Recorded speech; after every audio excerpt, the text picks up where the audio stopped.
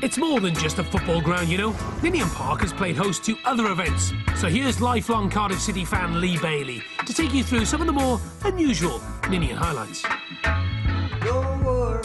Now, the Bluebirds are in my blood. But when I came down to Ninian Park in the summer of '76, it was to see the great Robert Nesta Marley. It rained all day, but the crowd loved every minute. Not everyone's cup of tea, though. MC for the gig was Whispering Bob Harris.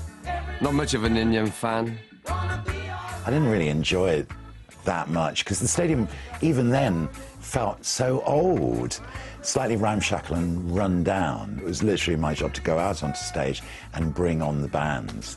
And, you know, in that respect, it was very good fun, and there was all sorts of stuff going on backstage.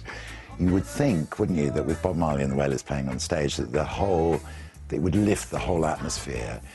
But the stadium was so oppressive, it just didn't. Ninian Park had that kind of atmosphere where you just kind of sensed violence under the surface. Yeah, whatever, Whispering Bob. I was there and it was awesome. In 1982, Ninian had another spiritual experience when Pope John Paul II rolled up Sloper Road in his Pope-mobile to greet the thousands who turned up to worship him. 40,000 young people who'd been waiting patiently at Ninian Park all afternoon. The Pope down the city, quality. Back in the day, I even came here for a few Jehovah's Witness rallies. It used to be the home of big-time boxing. In the 1930s, Cardiff boxer Jack Peterson punched his way to a British Empire title.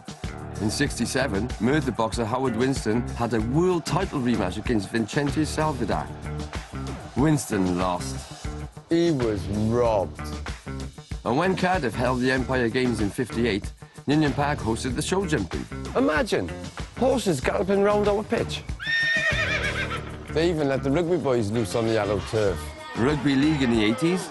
The long one, O'Brien, Fenwick, yes, it's going to be a try! Rugby union in '99. A Jack lifting a trophy at Ninian? Never again. Even American football tried to make Ninian Park home when the Cardiff Tigers came to town. Check out the mullets, man. But it will always be about the Bluebirds for me. And Bob Marley, of course. Gonna miss you, Ninian Park.